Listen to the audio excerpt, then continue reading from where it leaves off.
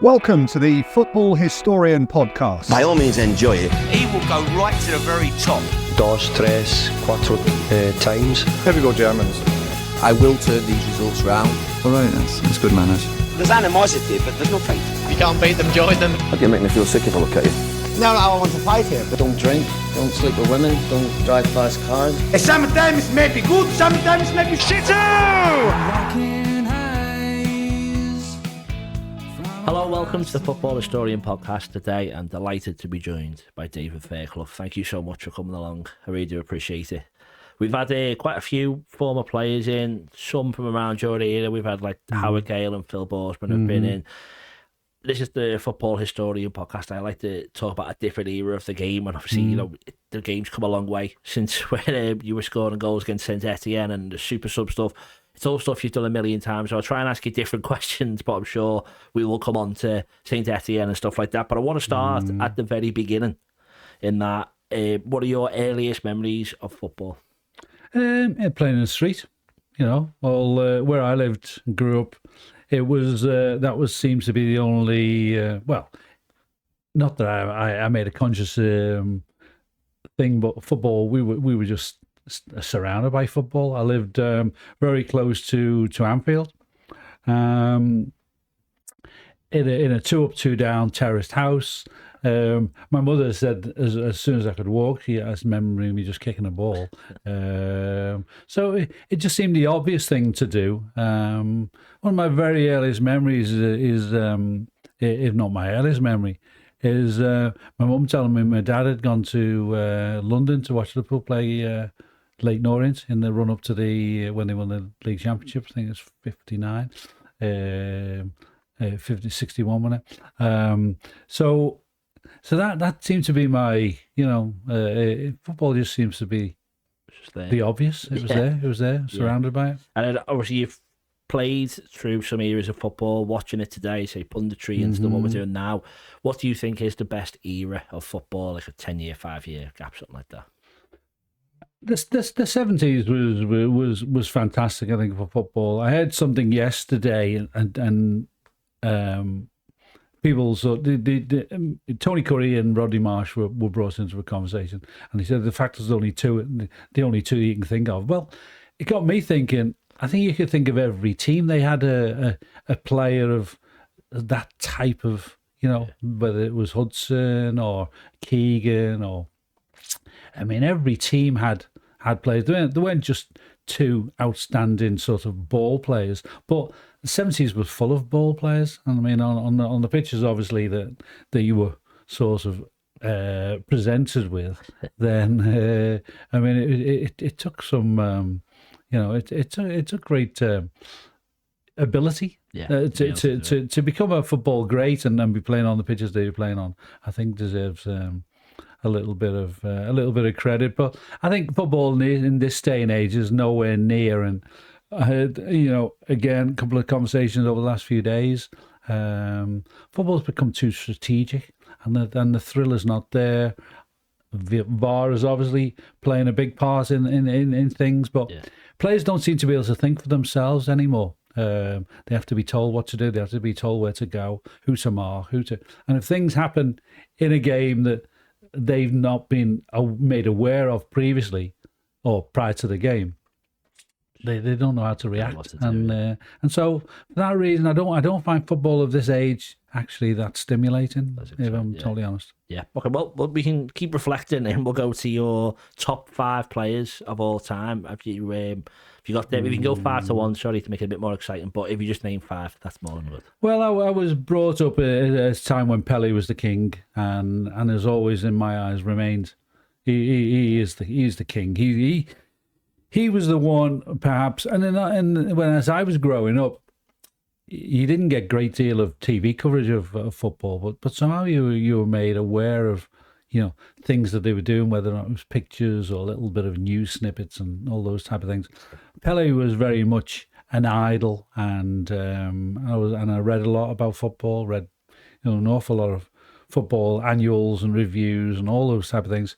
And I was lucky enough when I was 9 to go and see Pelé play in the World Cup. And maybe it wasn't his greatest summer, or his career, but still saw him live. I later met him some years later, briefly as it was, but huge thrill, and to me always remained the number one. I think if you're thinking of the top five, then obviously you think of Cruyff. Cruyff was something special, and I think as you perhaps think of what their legacy was, Pelé was hugely influential. Pelé was doing things that players have done since, and people sort of rave about. Pelé was doing these type of things in the late 50s and early 60s. So he left a legacy. Cruyff left a legacy in the way that he played. Yeah.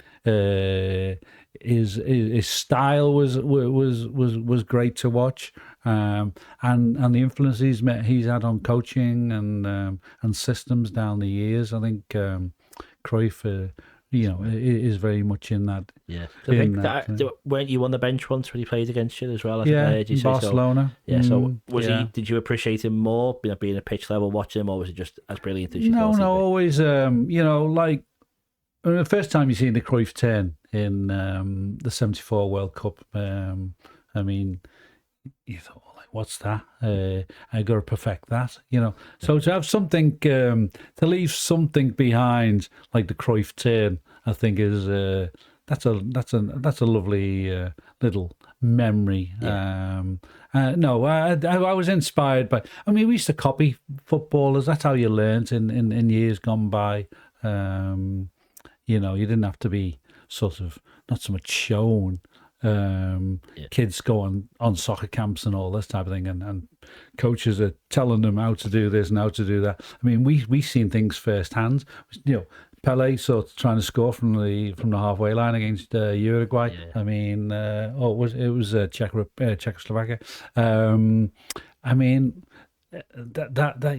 So you copied it. You went and tried things in the street, and then he had the moment against Uruguay later in the '70 World Cup.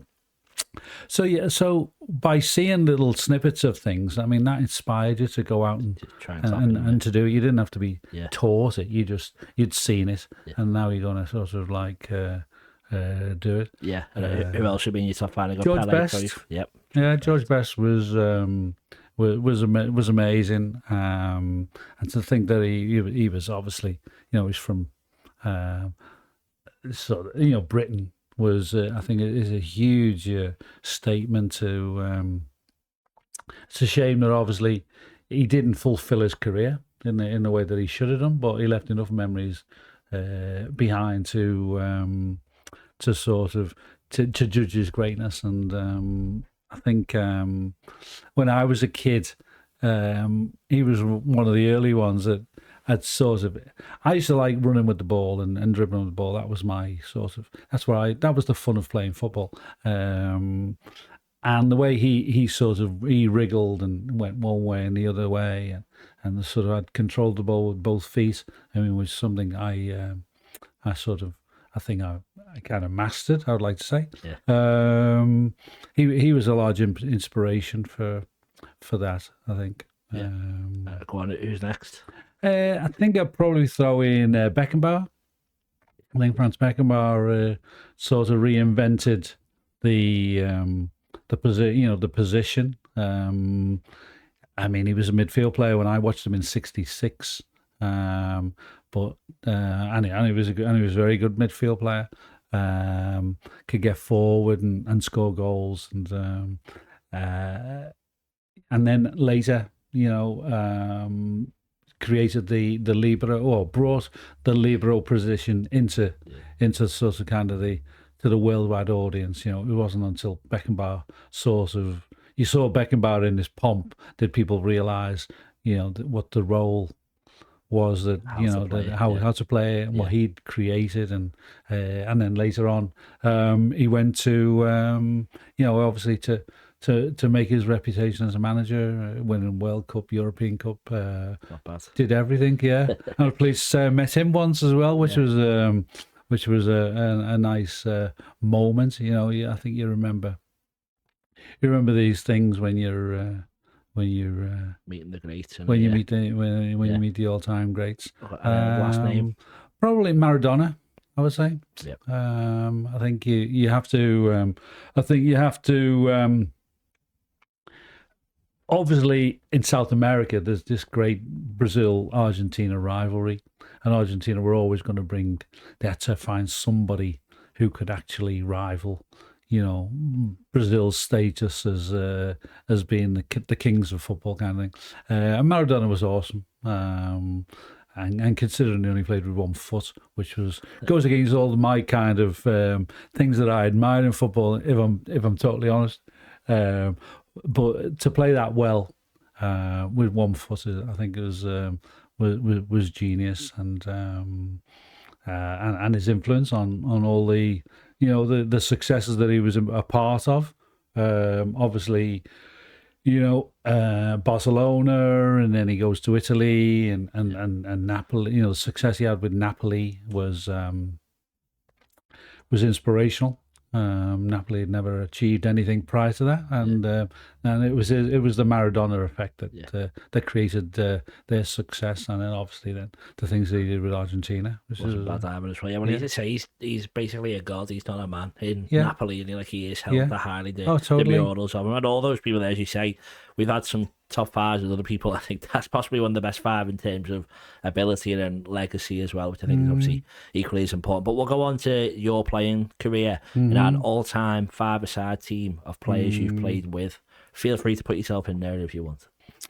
I wouldn't be. I'd like to be on the sidelines, thinking they might throw me on for a couple of minutes to use the how I'm kind of thought of. But Clemens would be in goal.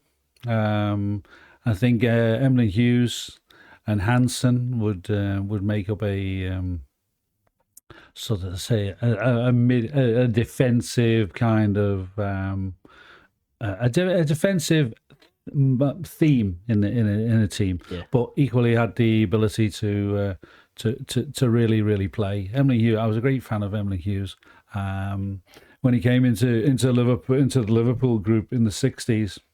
I mean, I was very much a fan, and I'd grown up with the Shankly 11 or 12 that won the cup in '65 and the leagues in '66. So to think that somebody could come in and break into that group was at the time you thought you couldn't imagine it, and Emlyn Hughes duly arrived as a sort of marauding midfield player, stroke fullback. Loved Emlyn Hughes, loved his style and everything about it. And then by the time I sort of arrive at Liverpool, he's the captain. I was very fortunate then to become a friend of his and all those type of things. I mean, he's like kind of a sort of one of those legendary sort of. I think to be fair, I don't think he's remembered enough in Liverpool's history. There's obviously the statue of Paisley at by the shop, and Emlyn Hughes is on his back. But I mean, Emlyn Hughes should have a statue. I mean, and that's nice that Emlyn is involved in that moment in history. But personally, as a Liverpool fan, I think Emlyn Hughes has not been. I don't think there's been justice to his legacy, to the part that he played and how great he was. So Emlyn Hughes, Alan Hansen, obviously, I remain mates with Alan. So a little bit of kind of, let's say, bias towards. But Alan was a great footballer. I mean, a couple of some weeks ago, somebody asked me to sort of say, he said to his son, this guy said to me to address his son, how good was Hansen? He said, how's he compare with Van Dijk?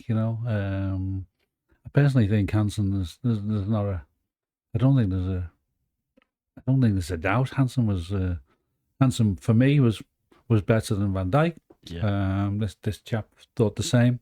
I mean, you had to see Alan at his height. I mean, he was amazing. So he would always be in there. Souness, because I'm a huge fan and a huge friend. we were neighbours, next door neighbours, so I got to know Graham very well. I'm in touch with Graham regularly, and our admiration for Suey is, anybody who played with Graham, I think, would respects his presence, his style, his attitude, and what he gave, and everything. He would be a great. He would be a massive. He would be a massive part of any team that he was part of. And then up front, probably throw Rushy in, because Rushy just sort of like he knew how to prod in a goal or two, and I say. With Alan, I mean, I'm lucky enough to still be mates with the likes of him, Suey, and Rushy. See him most weeks, so that would be my 5. I'd normally say someone's just got injured and you bring on a super sub, and I feel like the most apt time to say it. But would you be your super sub, or is there someone else you bring on? Well, obviously, I wouldn't underestimate what I could achieve, but maybe some people would have their doubts because they've never seen me play. But no, I mean, you could pick, like Sir Kevin Keegan or Kenny. They would be great. They would be great to be sort of waiting in the wings. Couple of minutes. Kevin was great energy. We played a lot of 5-a-sides in our day, and Kenny had a certain ability in those small-sided games. A lot of it is made about how Kenny could hold on to the ball and protect it, and then bring people into play on the side. Kevin's style in 5-a-side was very much all energy based, all very a lot of enthusiasm, and he wriggled and fought, and he had great qualities, Kevin. And he'd make a good 5 for that. He'd make a good 5-side player. Yeah, because okay, right. Well, what we always do here as well is a debate. The debate. Where we try and settle some of the biggest debates in football history. So I'll give you a couple of questions. You just want to give me one word answer, but feel free to explain. It's fine. Just we're trying to settle them. So the first one is Gerrard, Lampard, and Scholes. Could you put them in order for us? Gerrard, number 1. Probably Scholes, Lampard. Yep. I would say. Yep. Gerrard's winning by quite a way, but I think that's maybe because of where I'm based. Well, I think there's no doubt in how great Gerrard was. Yeah. I mean, Stevie, and I'm lucky enough I was with him just a couple of days ago, actually. But I'm a huge admirer of Steven Gerrard. Yeah. Amazing. Okay, great. Well, next up then is Pele or Maradona. Pele. Yep.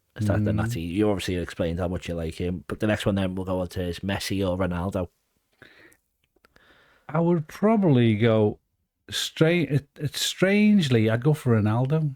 Okay. I think. Yeah. Messi's winning by quite a way, so is there a reason why Ronaldo's better for you? I think his effectiveness, I think his versatility, I would say, has a little bit more sort of I can appreciate Messi. I can appreciate Messi's ability, and maybe I just think probably the switches me. I think Ronaldo's the versatility that he could and how he has the goals that perhaps he scored stick longer in my mind than Messi. the other way. Well, and if they're the best 2 players of the last 10-15 years, who would you put behind them two? Very, I thought about this and thought, who falls into? I mean, people like the Spanish team dominated. In the likes of Xavi and Iniesta. They were. I mean, hugely influential, and I think have left I mean, find it hard to divide them. They're like they're like a Bremner and Giles of the 60s and 70s. So they sort of jump. The players of that sort of style jump. Jump out. I mean. Okay, that's good. And the next one would be club or country. So I know we say, would you rather win the league for your club or win the World Cup for your country? What would you have rather done? Oh, winning the league was. I mean, I'm really proud, and I mean, I said a few months ago, spent a lot of time a reasonable amount of time with Phil Neal.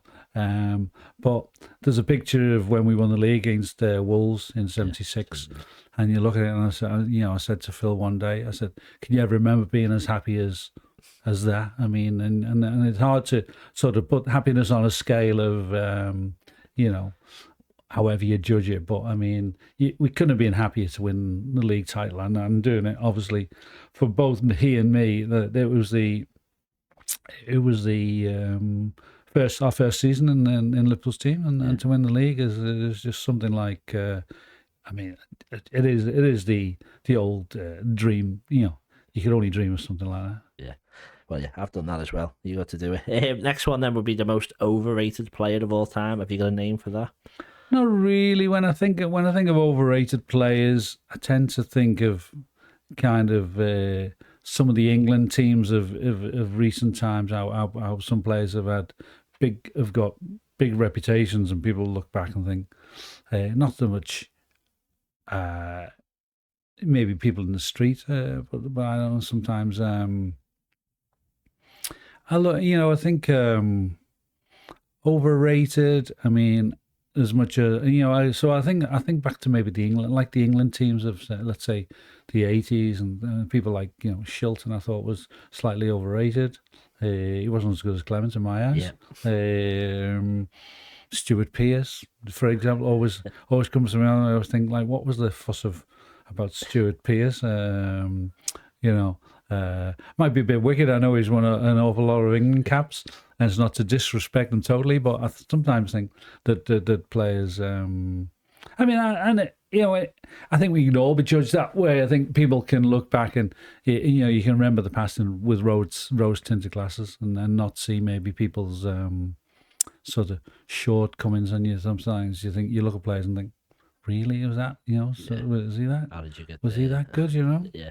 All right. Well, then maybe a nicer one for you then is the most underrated player of all time. Well, I think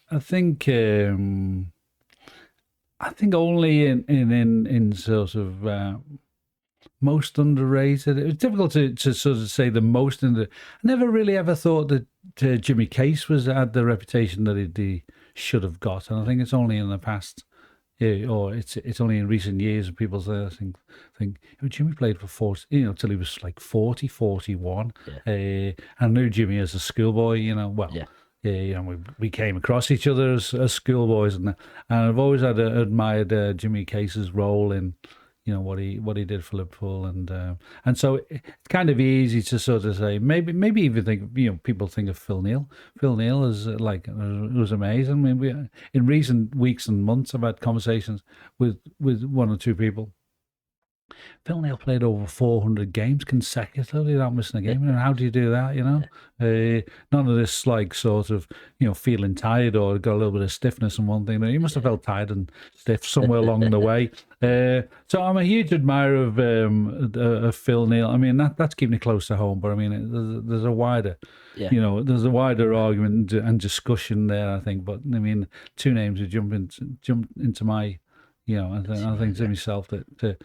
Phil Neal should be remembered as an all-time great. Yeah. Okay, well, and then the last couple on the debate stand that would be, who is the greatest manager of all time? Bill Shankly. Yeah. No hesitation. Shankly was awesome. I mean, to be around Shankly, grow up and watch Liverpool in the 60s, and one thing that Shankly was God. Was always, you picked up on as I said earlier, you didn't have the same TV coverage and all that type of stuff. So, but the snippets and bits of life that you got about Shankly, and I was often, like most of my school holidays, I spent at Anfield, sort of collecting autographs and wanting to sort of come in contact with the players and Bill Shankly. And Shankly was God. I mean, he was awesome. And then to be later sort of identified and to play against him in little practice games as a schoolboy, and then be identified as a potential sort of signing and one thing. Shankly was amazing. Yeah, I think there's most people who have come in close contact with them certainly hold him very highly, and obviously Liverpool fans do as well. But as time goes on, maybe his legacy gets lost a little bit. But I think he's definitely not forgotten. Well, you could not fail to any moment that you spent with Shankly, and I've met many people down the years who maybe met Shankly just once, and they remember the words that he said to them. I mean, for passion and enthusiasm and charisma and presence. I mean, I don't think I've met anybody that sort of made such an impact on me. Yeah. And then the last one then would be, who's the greatest team of all time? So not like a 1 to 11, but like an actual team from an era. So like, we've had the Brazil team in the World Cup, whatever, stuff like that. Who's the greatest? Well, they were great. I mean, the thing about the Brazil team in the 70s, I mean, most people can remember the front five as such, 5 or 6. No one remembers the defence because they were outstanding, and if you were fortunate to watch them in the 70s, then they were. I think they would always be in the forefront of people's minds. The Brazil team of '82 was a fantastic team. I mean, everybody's favourite to win the World Cup. And it was kind of freakish that how they were beaten by Italy in the quarterfinal, I think it was. So they were a great side, and the Dutch team of like '78, which many people would struggle to probably to name, but I mean around that time, '74, '78, Dutch were up there with the best teams. Around, like Cruyff, Neyskins, Krol, and all number of others, Johnny Rep. I mean, they were outstanding Dutch, and I think we were influenced certainly because that's the time when I'm kind of trying to make my way through football. I have to say, when I look back and think of Holland, I think they were largely the team that sort of kind of inspired. It played a big part of inspiring me. Yeah, well, I've seen you named your all-time 11 of players you played against, and there was a lot of Dutch influence in there, so I can certainly see that. That certainly had an impact on you. But we'll go into your career a bit more specifically now, if that's okay. So you've mentioned Bill Shankly. You obviously never got to play under him, but you met him, I think, when you signed your first contract. And you have said the stories, you and your dad, you go into the manager's office with him and Tom Saunders. For being a fan, as you say there, he's the greatest manager you've ever seen, and you never played professionally under him. Just meeting him that first time, and as you say, people always remember the first time they met him. What was that like? What was he like with you? And was he an imposing figure or a welcoming figure for you? Well, I played under Shankly. I played in the reserves under Shankly. Obviously, I didn't play in the first team. I said this to somebody very recently. I never had the conversation with my dad because my dad was a huge, big Liverpool fan. In a good way, a nice, calm way. I never got to ask my dad just sort of, what do you think the day we walked into Shank's office and and signed apprentice kind of thing. I'd been to Anfield, hundreds of times, as I say, spending school holidays there, collecting autographs and one thing and another, and thought of him as a untouchable kind of thing. When I was a young, as I'm coming through the sort of, I've signed Liverpool as a schoolboy fund, but in school holidays, when you got to about 15. They would invite some kid in school holidays to come in and spend a couple of days training, just see what it was going to be like. The ones maybe who they had in mind to be apprentices, just to see what the system was like, the environment was like. And in those days, you then got the opportunity to play against the coaches at the end of the training session. So you've done your sessions and done your training with your groups that you're in, your age groups or reserves or whatever. And then the coaches then got a team together. It was Bob Paisley, Ruben Bennett, Bill Shankly, Jeff Twinterman, Ronnie Moran, Joe Fagan. So they played a group of the young kids. Shanks always played in this sort of like, he played as a number 4. He played these games in this little position that was, you would expect him to play like a right midfield sort of thing. And one of my moments, I played in this game and I remember it forever, we were doing quite well. It was 5-5 in the game. Remember it? And the next goal's the winner because the game's gone on a little bit and it's got to end at some point. Then they're thinking that they're going to obviously nick the goal as they had a habit of doing. I saw Shanks in it, and I just knew what he was going to do. He was very right-footed, and I just knew he'd do his body shape and everything, and I knew he was going to play it sort of across field, and I intercepted it. I was there, got it, and then Bob Paisley, who was in goal, he couldn't really jump very high anyway because he had bad ankles. He was furious, Shanks. He was absolutely furious. And I think they tried to claim that the game had to go on. It had to finish, unfortunately.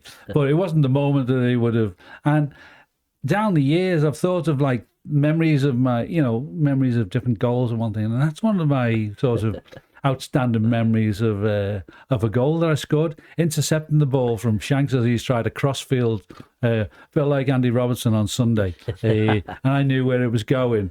He didn't hit it to me. I could see him thinking he's going to hit it across here. And then I went and intercepted it, and then lobbed Bob Paisley from about 20 yards. And I felt the anger because he was furious.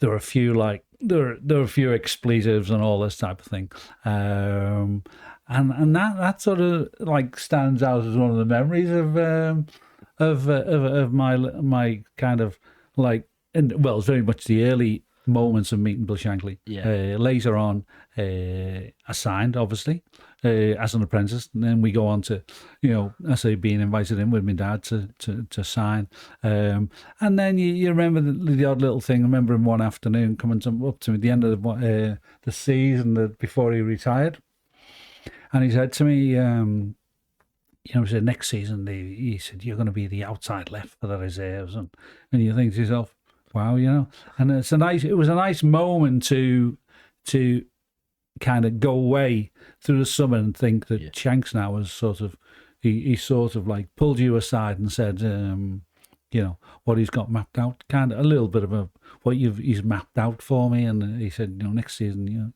you'll be outside left for the reserves, and you think to yourself, that's great, that's a great confidence thing. I used to go home to, I was at that time I was living in Cantrell Farm, and I had a group of friends and stuff like that who hung on every word, would come home and say who did you speak to today, and who did you, and I'd be telling little snippets of what Kevin Keegan said, or Kevin said to Tosh, or whatever, what I'd overheard, or any part that anything had said, and you relay these little stories to my mates, and they were they were amazed, and the company that I was sort of keeping at that time, it was an incredible time to come through. Well, it must be a hard, exciting but hard transition from fan to teammate with obviously these people, as you say, you grew up loving Emlyn Hughes, and then you're playing big matches with them not long after. That period as well, as you say there, Shankly goes, Paisley comes in, it's quite a transitional period. There's a play on at the moment, Red or Dead. I'm sure you've seen it, watched it recently. Obviously, it covers what Shankly was like after he retired, and that he retired but was still at Liverpool. What was that like? Obviously, you being there, was it a bit awkward that he was still hanging around, or did you all just love him so much it didn't feel weird, or how was it for you as a player? Like everybody else, we heard the news in those days, via radio, and I remember being on I think I was on the Queen's Drive, actually, the day I did on the radio, and Bill Shankly, retired, and there was a, incredible, you sure, this kind of thing. Yeah. And we had to we were obviously a few days away from returning for training, so it sort of came as a massive shock to the city, but I haven't seen the play yet. I mean, strangely, I'm in the Royal Court on Thursday for something else, and I've been invited. I was invited in. I am due to see it, and I'm interested to see it. And as much as I know how the thing was put together, and at one point, I mean, I know the people in the Royal Court, and I was kind of asked for some sort of direct sort of information about actually what one or two things happened. So I'm tempted to. I'm a bit sort of. I'm holding back judgment on it, and I think having read some of the Leeds story by the same writer, original writer, and then I know when the Liverpool book came out, speaking to a few of the the old players, they didn't believe that some of the things that he said that that didn't happen on one thing. So I'm a little bit sort of guarded as to how some of the story sort of unfolds. Now I've heard a little bit of a snippet, and I think it didn't happen like that. So I won't say what it was, but I was there at the time. And we came in for the start of the season, and on the first day of the season, Bob Paisley has been the accepted format. A year earlier, Shanks had done this same thing, but Bob Paisley comes in on his first morning. And he looked around, and the dressing room's full, and there's apprentices there, and there's all the reserves and first team and everybody. And Bob Paisley stands there and says, I don't know what you're all looking at me for. He said, I didn't want the job in the first place. And there was a kind of a gasp as to sort of, wow, obviously you'd want to be a Liverpool manager. And I think I think somewhere down the line there's a tale that he did want it, and he kind of he accepted it in a way that showed that he wanted the job. But anyway, he says he had doubts about taking the job at that moment. So we got the boss now. He is now the boss. He'd always been Bob, to everybody, and he had he was a respected guy as part of the thing, and he had his role, and everybody had their thoughts on, how he handled that role that he did. So now he's the boss. And you go out for training and one thing and another, and you go outside even on that first morning, and Shanks is there in his kit, still in his like nothing's happened. Yeah. And then we had training sessions, and Shanks was wandering around down Melwood. And then the next day, we got down there. We come down on the coach, arrive about 10:30. Shanks is already there. He's come down by car, in his kit. Morning, boys. Morning, boss. There's two bosses now. It was very strange. And then there was different moments. He'd be on the pitch. He'd be wandering around the pitches while training was going on. I remember him coming up to me one morning and said, "How you doing, son?" And it was beginning to, after I don't know exactly how many days. It was a few days of it, a week or two maybe. And some of the players are saying, what's he doing? Is he here again, kind of thing. And they were losing a little bit of sort of reverence to him. Whereas, it's like what's he doing? What's he doing here again? Someone's got to tell him that, there's two bosses, kind of thing. You can't call him anything else but boss. Yeah. So it was a very awkward time, very, very awkward time. And actually, how the message is delivered is probably is maybe open to interpretation. Yeah, which obviously it has been interpreted one way in that play and whatever. But as you say, that is a bit weird. It's like, obviously you say he's an absolute legend. You've said he's the best manager you've ever seen, and he's held so highly. But then to still be going there, like, what was he expecting from that? It's strange, as you say. But obviously, whether I've got some tapes of his that were reproduced, and I don't know. I was telling them down the Royal Court some months ago, and they said, "Oh, I'd love to hear those type of things." And he tells us, and they were recorded by a guy from Radio Merseyside. It's brilliant. It's inspiring. It's unbelievable, actually. I mean, first time I listened to them, I was in a hot sweat. I mean, literally, never felt that way about anything before. Listening to him, it's recorded in a very simplistic way, and he tells you, he tells things about Liverpool and the players and the characters and all those type of things. then at the end, he talks about what his his thoughts were towards how he finished and what he would have liked to have done, and it's very sad and at the end, and it shouldn't have finished the way that it did. But I think he my conclusion is he made the wrong decision. In his own mind, he made the wrong decision. And if anybody had a little bit of hindsight, with hindsight, somebody should have stayed around and said to him, had they wanted that, I said, Bill, just sort of like sit back for a couple of months and let's just see, how things unfold, rather than sort of accepting the resignation automatically kind of thing, because that was a huge. I've got a picture of the day I signed as an apprentice, as a professional. I'm 17. Shankly was about 60, probably about 64, 66, something. He didn't look ready to pack in at the time. I mean, it's huge moment for me, but 6 months later from the taking of this picture, he packs it. He wasn't a man ready to call it a day. It's so sad. All together, yeah. But we'll go on to you. You are obviously a footballer as well, not just someone who played under them. You got a few nicknames in your time. Not going to use the obvious one. Bionic Carrot. That was one. Why were you called that? Where did that come from? And did you like that one? I think that was just in the like all things. Media is kind of media talk. Yeah. I mean, and when you're looking for headlines, ginger haired, the red-headed, the this, the that. So at some point, someone has got to come up with something different, and then that's just a headline, headline writers sort of moment. Bionic Carrot, never ever stuck kind of thing. But obviously, I've heard it down the years. No one's ever called me as such. Maybe the odd time in jest. Yeah.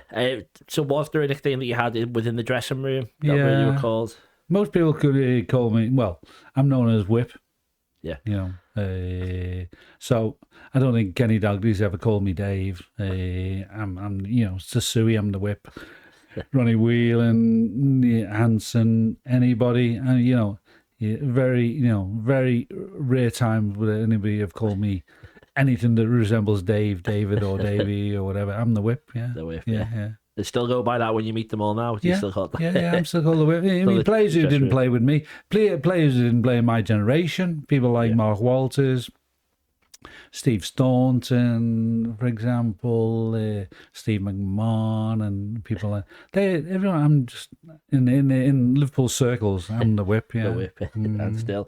There's a picture of you dressed as a cowboy. I believe you said Paisley described you as his Lone Star Ranger. Is that correct? One day, against Coventry, we were in it was a League Cup replay.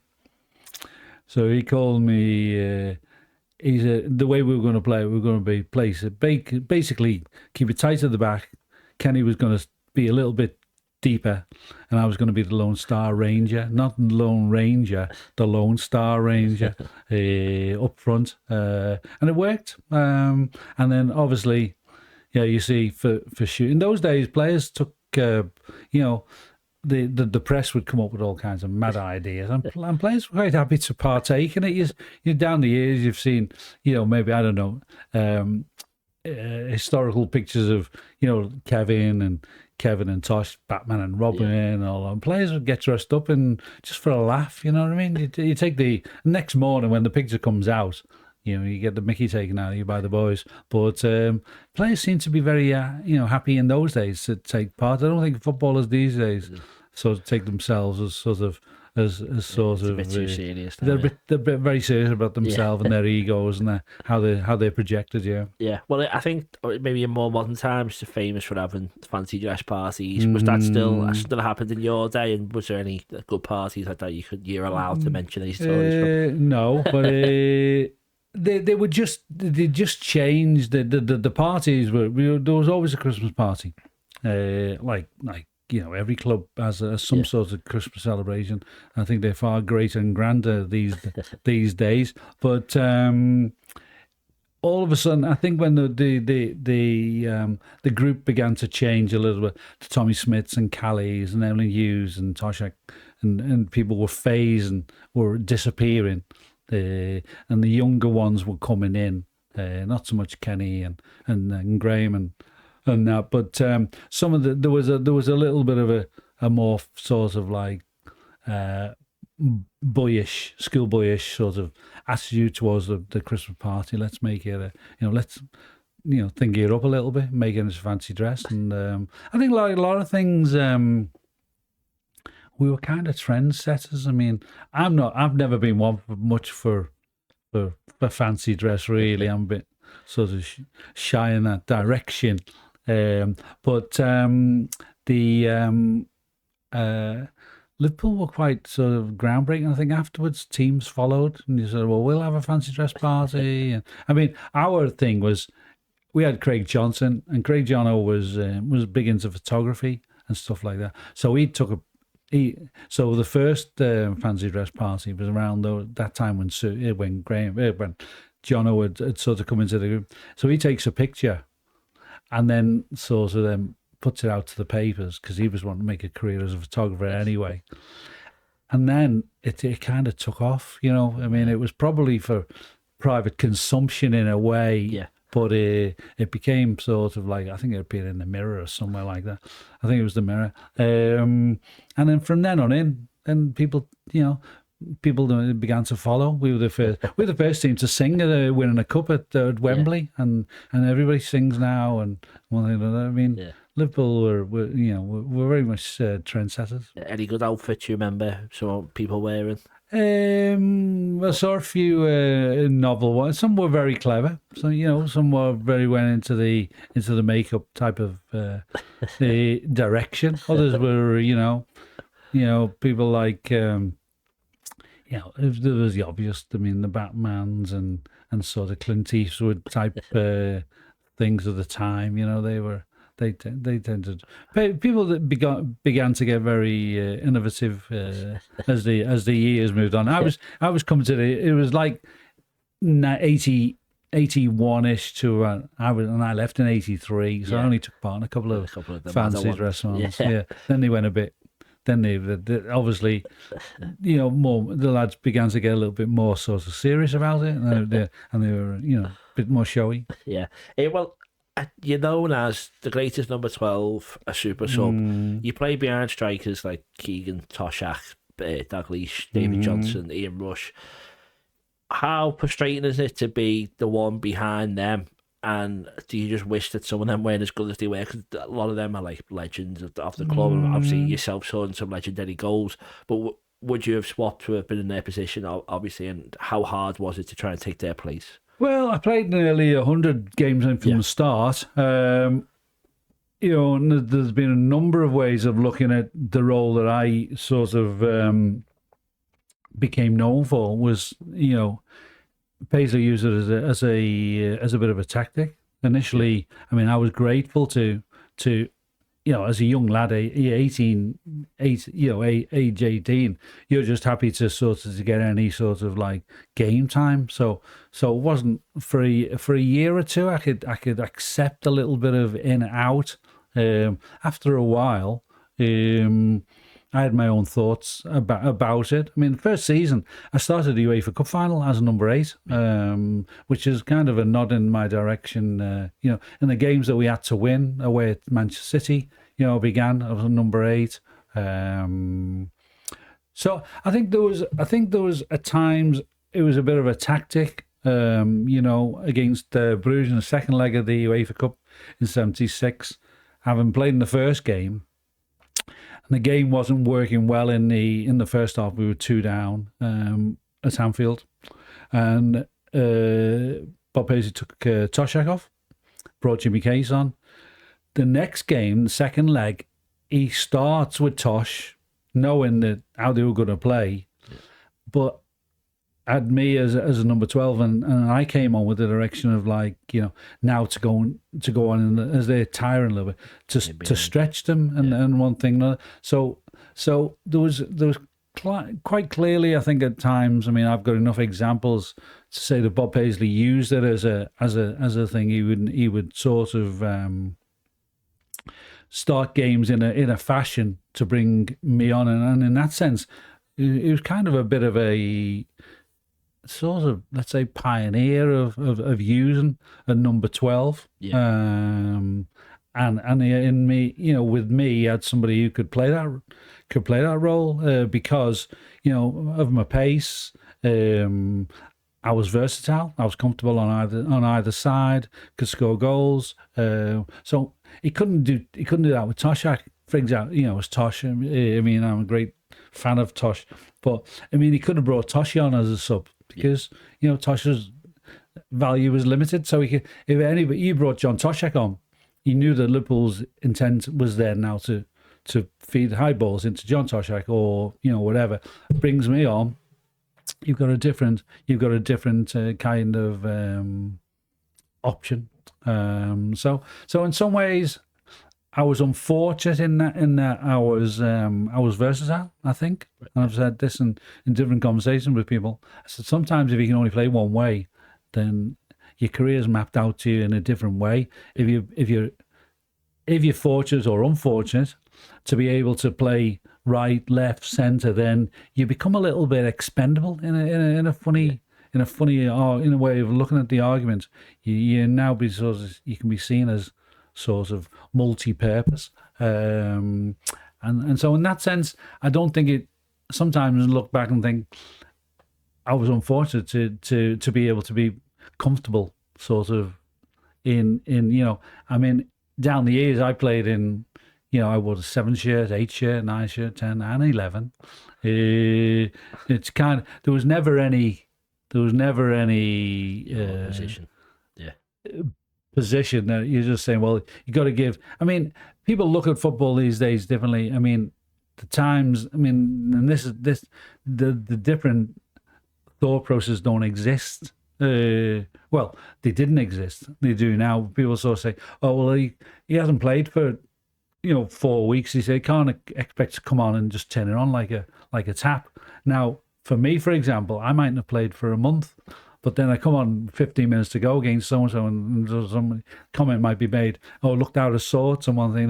There's no, and it's very frustrating, I've found. I mean, obviously I've had to get over it because it happened a long time ago. Yeah. But you can, you hear a different type of appreciation of positions these days. People say, "Oh, he hasn't played enough. He hasn't got enough game time. Hasn't got enough in his legs. He can't just happen to, he just can't go and get a chance and score and one thing and another." Yes, I could come on for 15 minutes or 20 minutes, miss a chance, and so I said this time, and some negative comment could be made. I never underestimated my ability, strangely, and of all those players that you kind of named, I never felt inferior to any of them. I never felt that I had ability that, I was quicker than them all. I had an eye for goal. I was natural. I could. So I've never felt. I mean, when people, anybody listens to this might think it's being big-headed and that, but I never felt inferior to anybody. In fact, my unfortunate and something I've not been able to totally let go is I don't think anybody ever really has seen the best of me for long enough. I mean, you could people could pick out games and say, we saw this and we saw that. My thing was that, as they go back to the earlier thing, was being versatile didn't do me any favours at times. And really I should have been given, I always believed I should have been given longer runs. Chance to play it, yeah.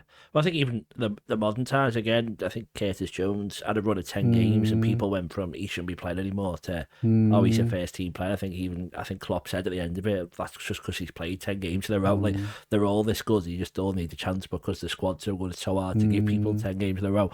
And I think the goals that you scored, obviously Saint-Étienne's true, it's natural. There's the Everton goal where you're skipping past people. I've seen goals from miles out, top corner. There's a variety of goals, and you say you just needed the chance for a run of games. But if you were in charge and you were going to give yourself that chance, what position would you play in and what would the team be around you? Well, it would have been either, I would have either been... I mean, when I was growing up as a kid, I started off as a left winger.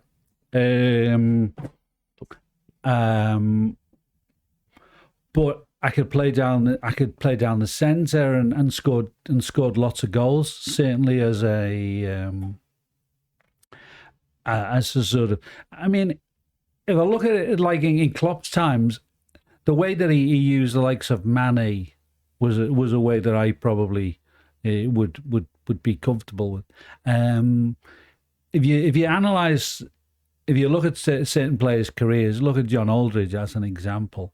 I mean, John was happy to play inside the penalty area, 6-yard box, and tap in.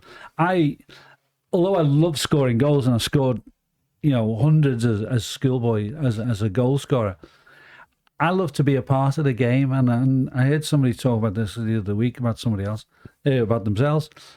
I want to be involved in the game. You just don't want to be in, just be in the middle knocking goals in. I mean, whilst that can reflect on you in a good way, and you turn around and scored like so many goals and all that. The fun for me for playing football was dribbling, attacking, even making goals for people. Yeah. That was the fun of football. It wasn't just tapping a ball in over the line and or slamming it into a net from 6 yards. Okay, counts, but it wasn't my idea of the way I wanted to play football. How you wanted to be known, yeah. So, if you were, who was your best strike partner? Then who you'd like playing with them as much? Well, obviously, Kenny was. You'd say Kenny, but for somebody like me. Suey was, a goal springs to mind when he released me against West Ham. I mean, if I like running into space, and that was something I could sort of enjoy because of the pace, and I could outrun most people. So Suey was a great player to springs to mind. But you'd have to say Kenny. And it just, again, talking about being on the peripheries of some teams, there were trophies that Liverpool won that you didn't play enough games to get a medal for. There were cup finals where you're on the bench and don't come on. Yeah. How is that feeling as you're part of the squad but maybe not part of the team, if you know what I mean? What is that feeling like? Do you still feel the elation, or is it still feeling like, I don't feel fully involved? What's it like? Well, 81 was a huge disappointment, being injured and missing out, starting the season. Played the early couple of games in the European Cup run. But by the end, I was injured. So I went to Paris as a fan. I travelled with the wives and all that type of thing. And that's difficult to be on the fringe. But I'm a Liverpool fan, through and through. So it's great to see the... I would say... Most of the time, I've been happy to see Liverpool win and happy to celebrate, and winning the European Cup in 81 was a bigger thrill as for anybody. Didn't think of the medal in that time. Yeah. One or two occasions down the past, after admit to moments where I wanted Liverpool to come unstuck, because I wasn't there, and I felt that I should have been. And I thought, well, I hope they get beat today. But it was in a situation that most of the time wasn't. Maybe the Man United Cup final was the bitterest I've ever felt. Yeah. But the rest of the time, I was always happy for them to win, even though I wasn't there. I'm a Liverpool fan at the end of the day. Yeah.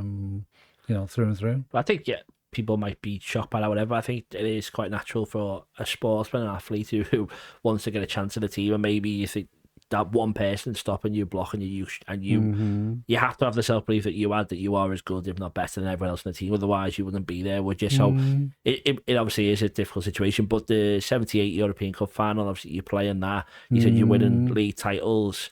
Those moments must have made it worthwhile when you're looking back on it, saying and I think another thing I've got is the moments to shut the cop. I think your players that shut the cop, you're above. I think I've got it here. John Toshak, and someone else. I find it. You're above a couple of other players who maybe played the first time they did that, I came out at number 18, and they said to me, where do you think you sort of come out? And I was sort of saying, 30, 40. Yeah. Thing. He said, you come in at number 18. Yeah. And I was thinking, it's a huge thing. So you're above John Toshak and David Johnson. So again, players you were up against, you've finished above in the fans' eyes. Yeah, it's. I became huge friends with Jono, and I was a big fan of Tosh. I used to clean Tosh's boots, so to kind of be linked with them and have the Jono tells a tale that, and I'm often in the company and I'm thinking, he's saying that he doesn't think anything of the fact that I'm not so much in the room next to him as he's telling this story. I'm thinking, I was the player he was left out for, and I felt I was fully worthy of that role. And so I always found it quite strange. But Jono offered a different type of threat when he was in to me, as did Tosh. But there was no way I ever felt sort of inferior of them or lesser than them. There's certainly lots of things I did that neither of them could do. And you need all those parts of it. It is the modern game where you make 5 subs a game. You all would have changed a lot more. I think to having you to come on at the end, you would have started some and different things. But Saint-Étienne, are you bored of being asked about that goal? I've asked you first. No, obviously. It's such a part of Liverpool, a lot of Liverpool's people who were around at the time. Yeah. It's a huge part of their memory. I'm very, very fortunate. Very, very fortunate. As I say, I started watching Liverpool in the 60s, and, Roger Hunt was my all-time hero. Ian St. John, people like that. And I've got memories of the things that they did and achieved and all that type of stuff. And have lived with me all my lifetime. And there's some people who've seen things that I did.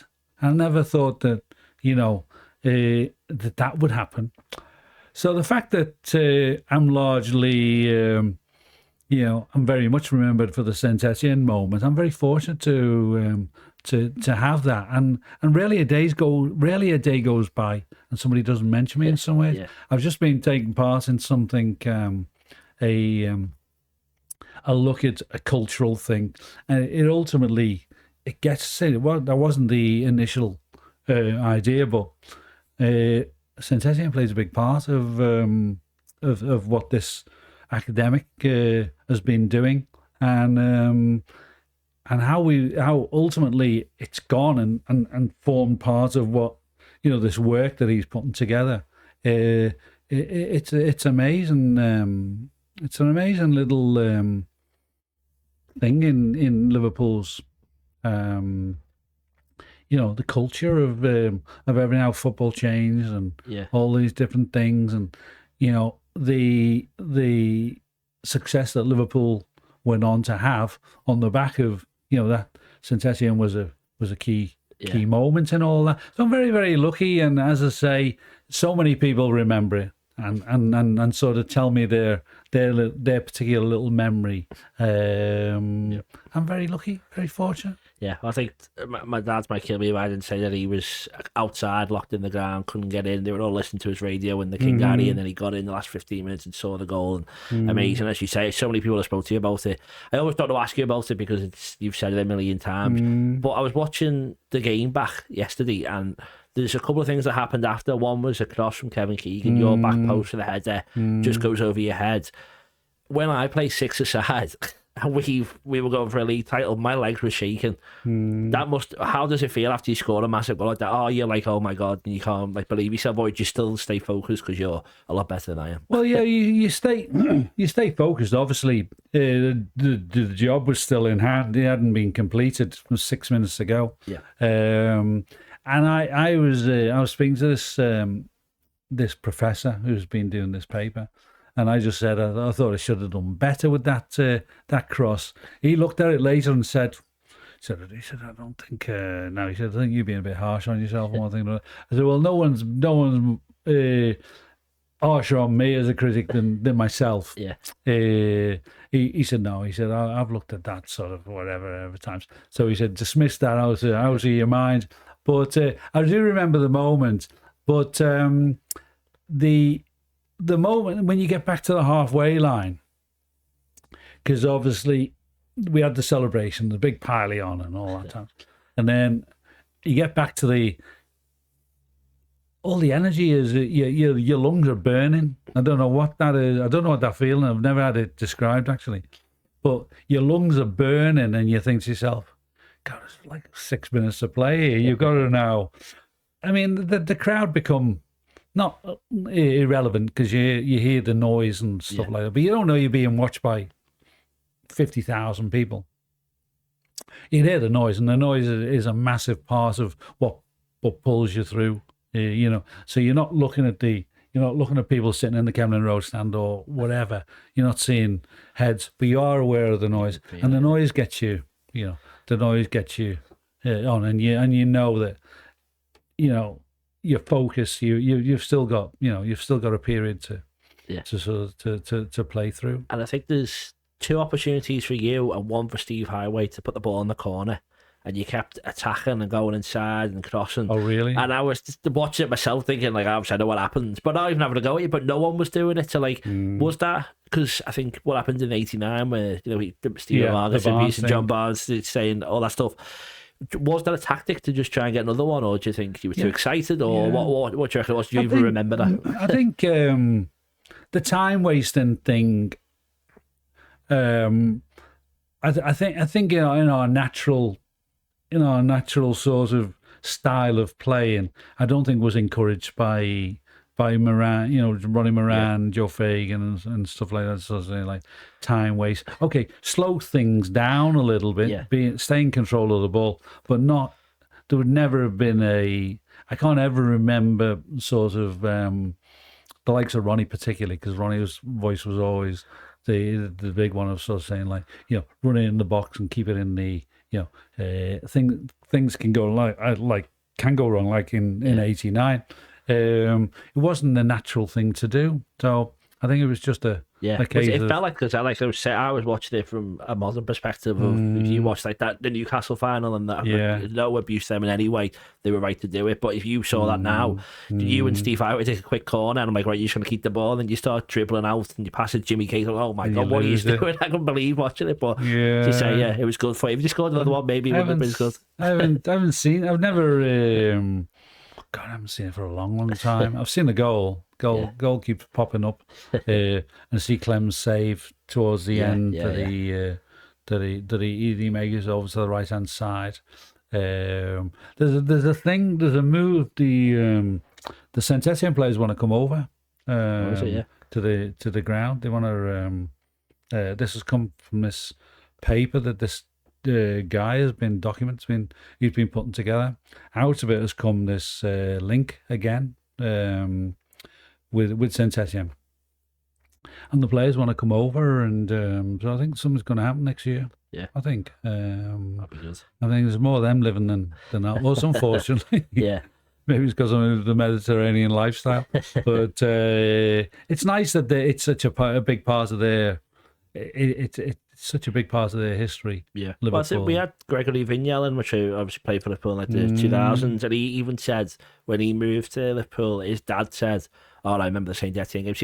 It's so overarching, and any European night under the lights, they'll go, "You remember the night like Saint-Étienne," and that's the start of the list. So, as you say, it's a moment that will long outlive any player in that team, outlive myself, everyone. I think it's going to be always held up there, and you've spoke about it so much, but for you to be at the centre of that must be amazing. At full time, you just run off the pitch. I read the story that you poked your head in the pub that you used to have a pint in with the reserve players. Well, looked over the road. I pulled up. I pulled up in my car. Me and my mate, the Bulldog in West Derby, and that was our little local lads. I used to knock around with the reserve lads, Jeff Ainsworth and a few people.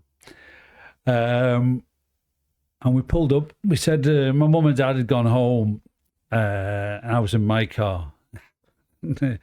we said, should we go to Bulldog? We'll go with the Bully for one. So I drove down to the Bulldog and stopped and then just looked over, and it was like it was packed. It was absolutely rammed. And it was like, looked at our watch. It was about like 10:25, and the old manager was a bit of a stickler for the time. He was an old former policeman, Ted. And we said, Ted will be ringing the bell any minute, so we probably won't get to the bar. You could see how busy it was.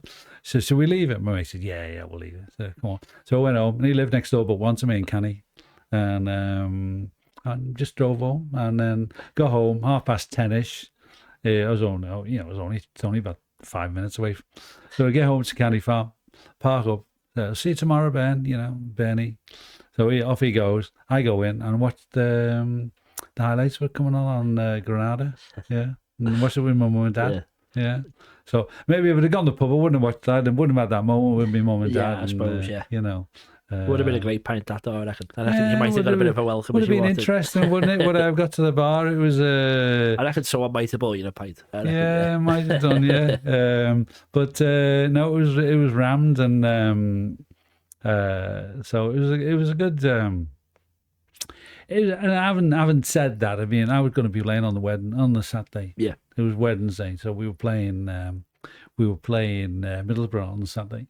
So, and I was in training next day, so it would have only been a pint, and it could have all might have got a bit messy and all that type of stuff. It was the right thing, but I think Joey Jones had the saying that it was muted after. It's just back to business. Yeah. How hard is it from playing like a night game or just a game in general to come home to a quiet house? Like, is it like jarring to have that adrenaline rush and then just come in and make your tea or whatever's going on?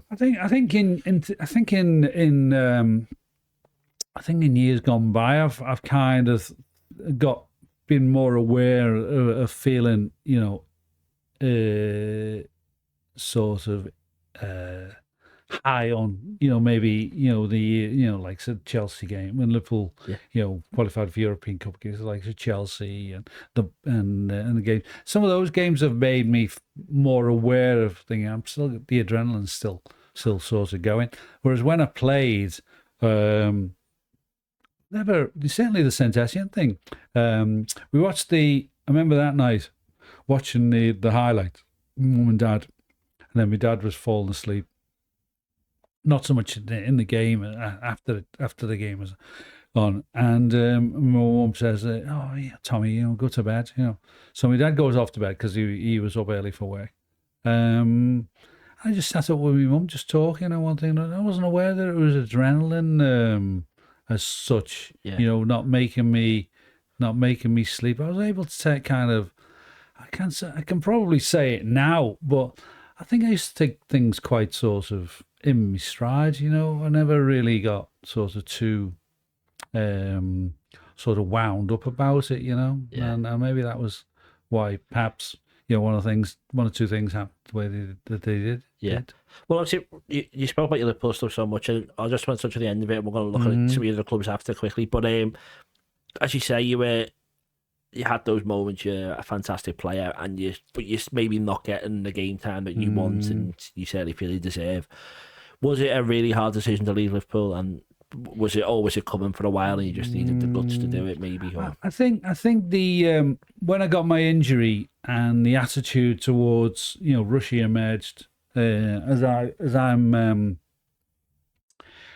getting back to fitness and stuff, Russia had signed from Chester, so we were giving him a few opportunities, and I just sensed that Paisley's kind of thing to me wasn't quite as pro me as it had been before, and it's very very much a Liverpool thing.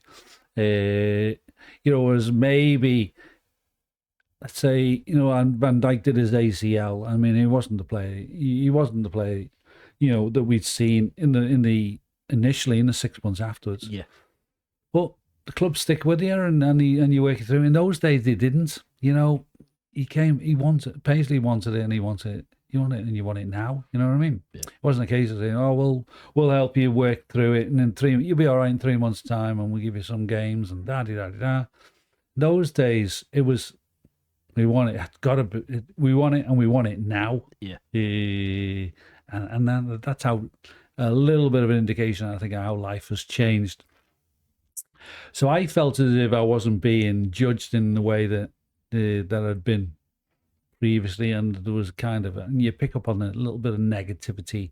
You think, you know what, he doesn't think I'm kind of maybe as quick as I was, and I was probably that's fair to say, because the recuperation in those days was useless. The rehab was, I mean, it was archaic.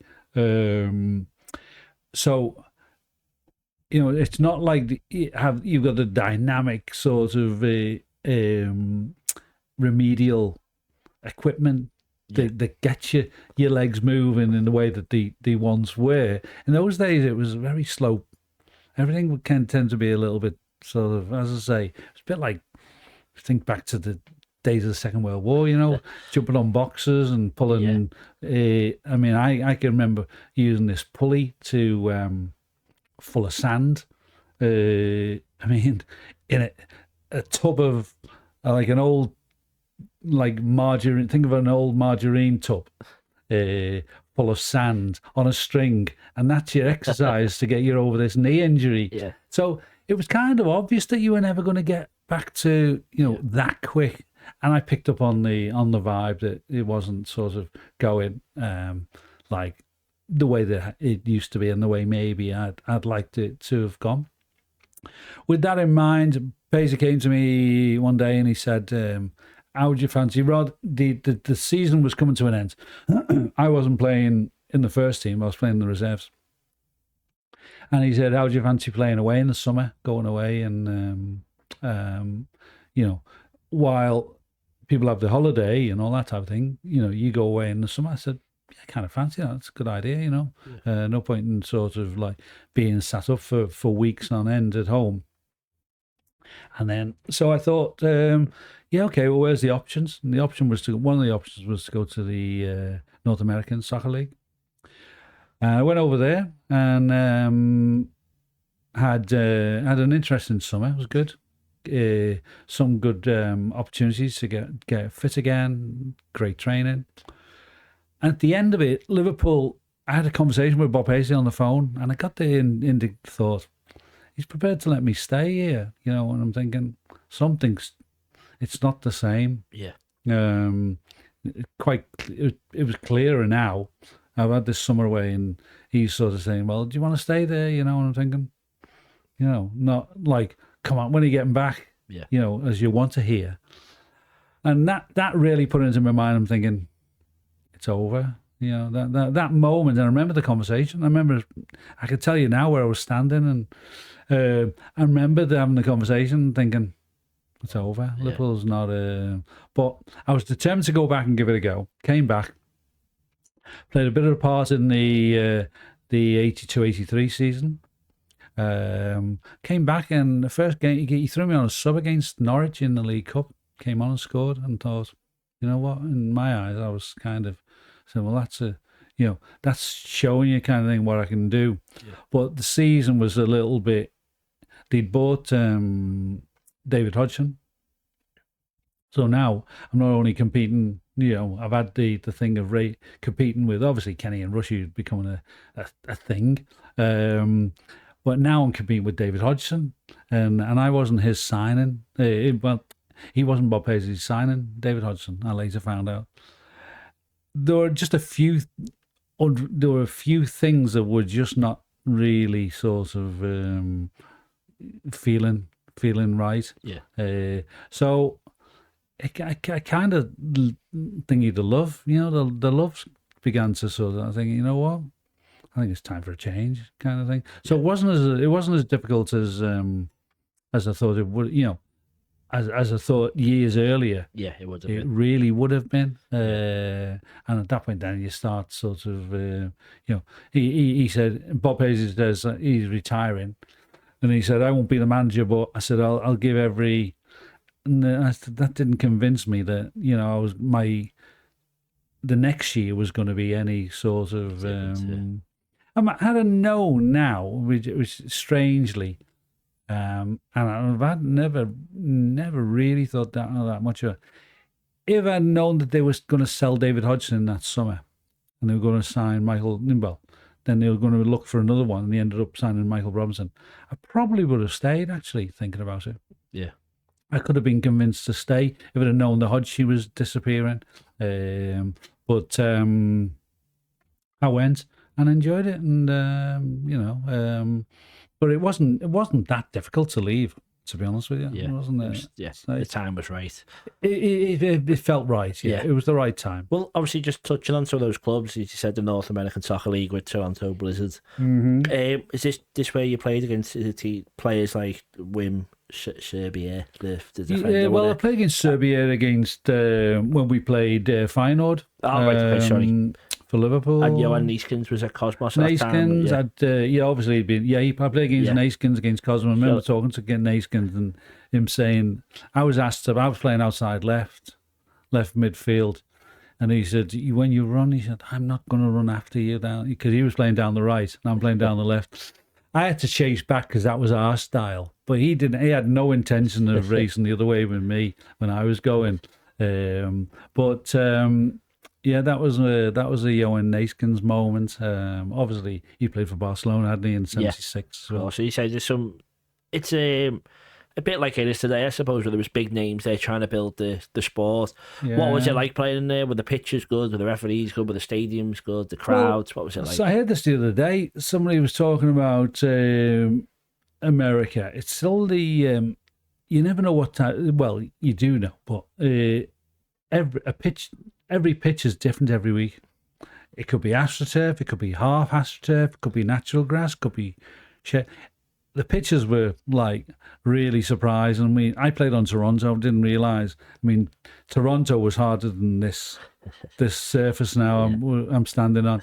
It was like playing on the road outside. It was like concrete, but it had a green cover on. Wow. Very difficult.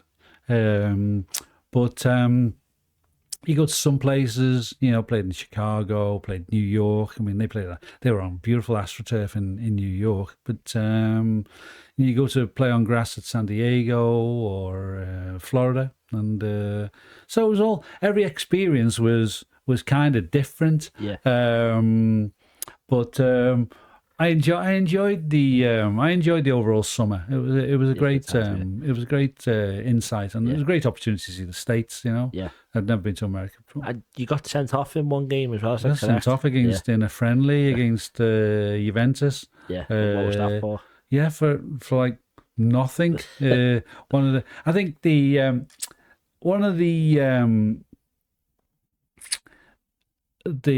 funny things about Toronto at that time, it had the biggest population of Italians outside of Rome, and so we get, maybe for our games we get 15,000, 12,000. We had this friendly against Juve. They got Juve over there for a mid-summer break thing. Yeah. 55,000 Italians in the place. The place was going berserk. The referee was an Italian, and I'm in this little as a corner with Brio, big defender, and he's giving me all sorts, as Italians do, and I sort of like prodded him, and the referee turns around and sends me off for violent. Well, the Italians loved it in the crowd; it was unbelievable. In my eyes, I'd done next to nothing. I mean, the injustice was well. The violence had come from the other side, to be honest with you. I'm just sort of knocking him. The referee's like, when he decides to look over and sees me sort of like giving him a bit of a prod, I get sent off. There's a picture somewhere, and I'm standing there, I'm saying, like, what have I done? But it was Italian bias, and that's why I put it down to. Yeah, okay. And then I think Switzerland follows, is that right? Well, it's Switzerland. There'd been some interest from English clubs. Yeah, I thought I was going to Man City. Actually, I thought I'd had a conversation with Tony Book, and I'd negotiated a free with Liverpool. So I spoke to Tony Boone. It looked like I was going to go to Man City. I said, well, I'm going on holiday tomorrow. Speak to you when I get back. I went on holiday. I was in Spain, and I was contacted by an agent, an Austrian guy, and he said there was some interest from Switzerland. And then at that point, I went off to Switzerland. I went and had a chat with them, and terms were incredible. I mean, nobody in England was on the contract that I was being offered to go to Luzern. So I went to Switzerland. Had 2 years of Switzerland. Couple of little things. There was a little period in between my Switzerland. I'd left Switzerland and realised made a mistake here. Coming out of Switzerland was getting caught up in a little bit of homesickness type of thing. Yeah. I went to Belgium, and in about the second year of being in Belgium, first year in Belgium was excellent. We were in the UEFA Cup. We qualified for the UEFA Cup the following season. On the next season, towards the end, it was getting a little bit, as things happen. All of a sudden, they get an offer for me. They sign me on a sort of a personal deal, effectively free. But they got an offer of 50,000 for me to 52,000 to go to Bastia in Corsica. So I'd come home from thinking like I'm on my break now. Summer was over, second season was over, but as far as I'd left Belgium, Beveren for the summer, thinking I'm going back in 3 weeks' time and back to normality. And I got a phone call when I'm home, and it was like my mum lived in West Derby Village. And got this phone call, and they said, you've been sold. Sold?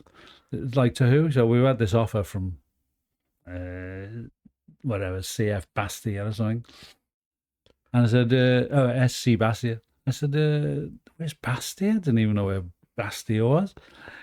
So they said, no, you've been sold, whatever. You've got to fly to Corsica, or fly to Bastia. Find out it's Corsica. So we found out. So I went to Corsica, and so it's the deal in their eyes in Belgium. Deal's done. I haven't agreed to it and all. It's all done. I mean, when you get over there, you're meeting this agent. So get over there. Agents involved and all this. We get involved in some discussions and things like this. They had a game against somebody, and I'm playing in the game. Like I was thinking, geez, it's weird how it's all done. Yeah. So I'm now going to play for Bastia in this game, and in Beveren's eyes, they've sold me for 50 grand. Haven't got me for less. They made a profit on me out of me a couple of years, so I'm sold. So we're having discussions, and nobody, I don't know if you've been to Corsica, but nobody speaks English in Corsica. Nobody speaks English. And my wife, and we had a little fella, and Tom's only, I think Tom was about 18 months. And I'm away, I'm doing training, and I'm doing some training with them, some pre-season training, even though I hadn't signed yet. I've got to do this pre-season training because their season started earlier. So I've got to do this training and negotiating with them. In the meantime, my wife's running around with this little fella, and he's driving her mad. And I'm coming back to the hotel in the evening. My wife's saying, I can't stay. He's mad. He's driving me nuts. He's like, he's a rocket. Like, oh, Tom, like, and nobody speaks English. She's frustrated like mad. And I said, well, the contract's very good, actually. The contract's great. She said, I'm not signing. He said, I'm not staying here. I said, whatever. So I went back and said, no, they're not. My wife won't stay. Whatever. It kept improving the offer. The offer's brilliant, to be honest with you. So my wife won't stay. My wife will not stay here in Corsica. I can't do that. I've got a little boy. So the president goes nuts and says, whatever. Pencils flying in the air. And I said, well, I'm not signing, that's it. They said, all right. He said, okay. He said, we don't pay for the hotel. We don't pay for your flights. We don't pay for nothing. Oh, I'm going to give you all this. So I'm thinking, so I'm going back to the hotel. I go back to the hotel. I said to Jan, I said, okay, I've told them I'm not signing. I said, but they're not going to pay for the hotel. We've got to pay for all this hotel. Got to pay for the flights. Got to pay for all the bits and pieces. We'd lost I'd given up a holiday to go on this thing because I'd had a summer holiday booked. So what are we going to do? The only way is we're going to have to make a run for it. So we had to plan and made a run for it. And that's just part of it. It was like quite dramatic, actually, quite scary. I got to the airport. I kept thinking, I'm going to get my collar I'm going to get my collar felt here. We're sitting in the airport waiting to come home. So I went home. Beveren were furious. They were like, I've lost them all this money that they could have done with.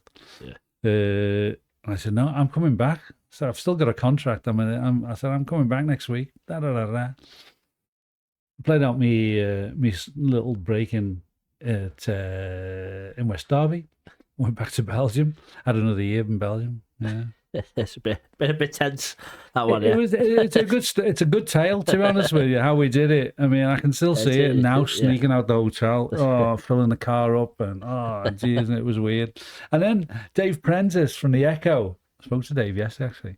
He's not with the Echo, but he works for Everton. Yeah. And Dave rings me up one day, and he was a follower of it. He used to do this foreign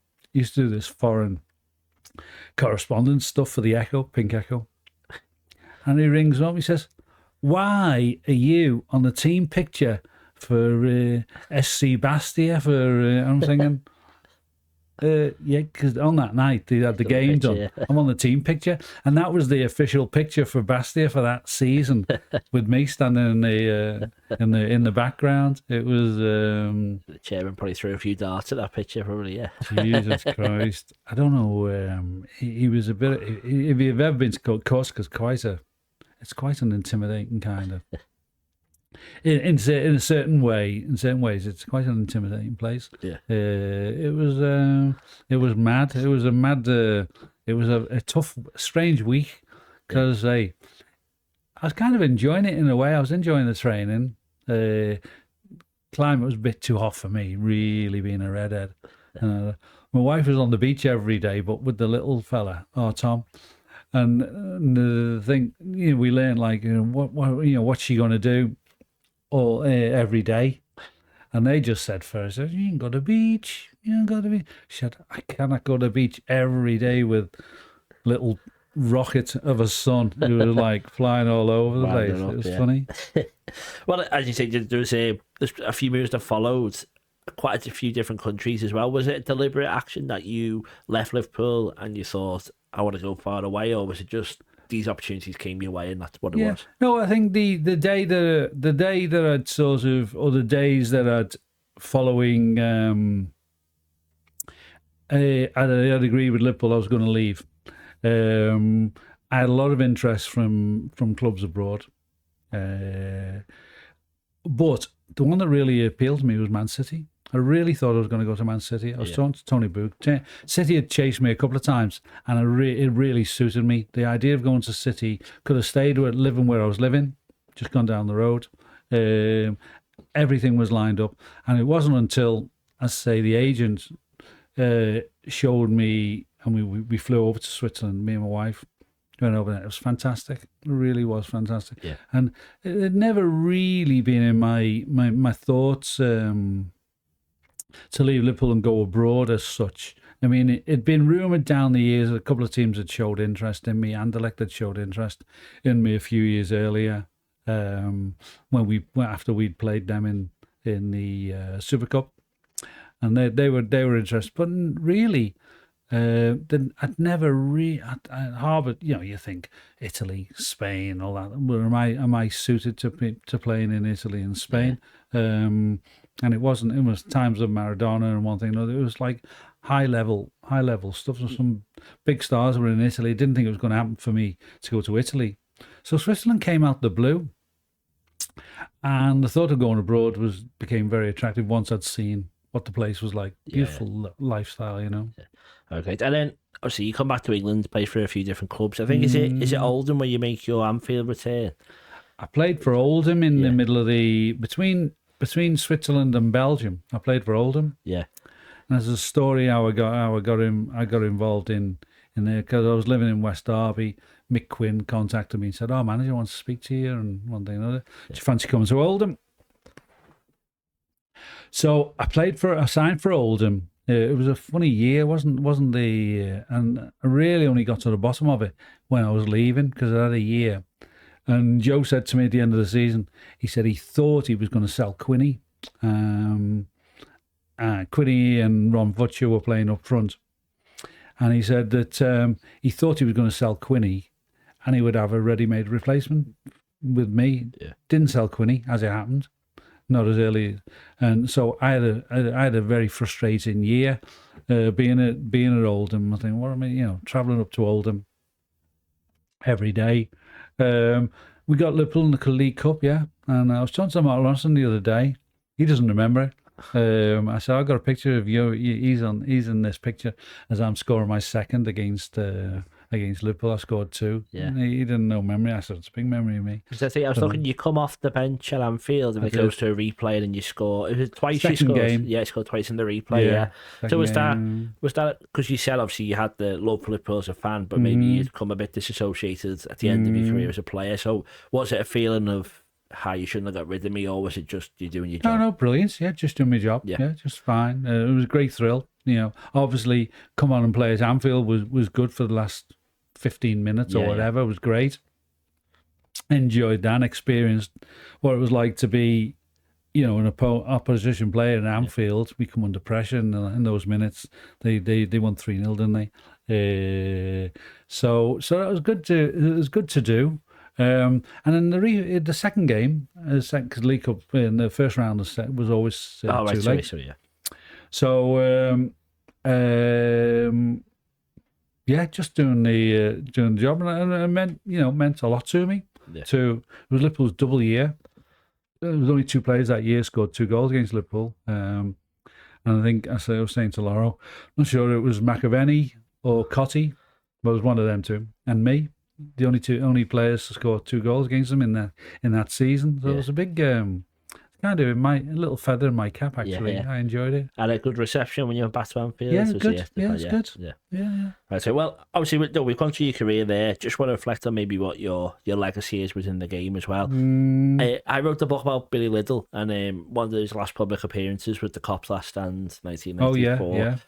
You were one of the players on the pitch then, and you're looking at the names you were on there. I think Alan Stubbins, Billy Liddell, Nessie Shankly, Jesse Paisley, and there's Kenny, all players like that. Yeah. There was a lot of players, but again, to be in that select group of the legends of the KOP, does that show you how highly you were thought of with the club? And do you remember that day and what that was like meeting those people? Oh God, yeah. We were walking on. It was amazing. Maybe I put it down to being a bit lucky being around the club at that time, and I was said, you should be. I always thought that they mishandled that. They should have had a parade of the other day, Coventry, for example, they had 400 ex-players, sort of Liverpool could have quite easily contacted every Liverpool player, ex-player, and said, be there, and you could have just walked around the outside of the pitch. Would have been fitting and fantastic. And instead, Liverpool's were ad hoc, really, really, and I was very lucky to be in that group, obviously. Yeah. Billy Liddell was there, and I'd got to know Billy Liddell down the years. Amazing, fantastic, But I said you just for players made more appearances than you, won more trophies than you, but your legacy remains so strong. As again, we were talking about the players that shut the KOP, all stuff like that. So, do you feel like you're remembered in the right way by Liverpool fans and Liverpool Football Club, and are they the same or different things? I'm delighted to it's more than I could ever have wished for to play for Liverpool, but to be remembered is amazing. I mean, the people who played for Liverpool down the years, you know, it's 1,000 or more, isn't it? And to think that that people remember parts that you played in it, I think I can only be thankful for that. You know, I don't take it for granted, and you know, I was born and brought up a few hundred yards away from Anfield. It's a great thing for you know. I think you mentioned it earlier. I mean, Liverpool, you know, will be remembered for however 100 years and one thing or another. And to think that you got a little piece of a history is probably more than you could, you know, ever. You couldn't make it up. You know what I mean? Yeah. You could say I'm going to do this, and you can only dream about it, really. And to do it, I mean, you know, I don't take it for granted. I mean, if anybody remembers me and one thing or another, then you know, it's a bonus. Yeah. Well, certainly done well. There's so many stories, so many we didn't speak about, so many that you've spoken about so much before, but to go through your career was amazing. What do you think about football now? Like, do you enjoy it now? Do you like your involvement within the game, or how are you feeling now with yourself, with your relationship with football? I'm very lucky, and we've said this amongst ourselves, a couple of the lads, Neely, who I'm close with, to think that, you know, I come a different path. I mean, I grew up in Liverpool, one thing or another, dreamt of playing for Liverpool, but still be involved and asked by Liverpool to still come along and do things. You know, the way things are done these days, you can't expect that to be the way. But the fact that Liverpool still invite you on things, I went to the cup final the other week. You know, I'm on a committee that involves the ex-players. The involvement, the ex-players are in this committee, and I'm as one of the representatives. It's very flattering, and you know, so I don't take anything for granted, and I'm just sort of you know. At times, I think we say Liverpool don't have to do this, you know. I mean, it might be some people in certain parts of the country might think, well, that's the thing what they should do, but they don't have the thing. They don't have to do these things. So to remain involved and to be asked to be involved in these things, I'm very I'm very grateful of, and I'm flattered. Yeah, well, I'm very grateful and flattered that you came here today, and I really appreciate it. So that's the end of our chat, if that's okay. Is there anything that you're doing at the moment that you want people to have a look at or follow, or just I'm living in the I'm living on a quiet one. Nice to step back. That's good. Well, I appreciate you coming in. I really do appreciate that. And I hope you've enjoyed listening to the stories, and thank you for watching or listening on the Football Historian Podcast.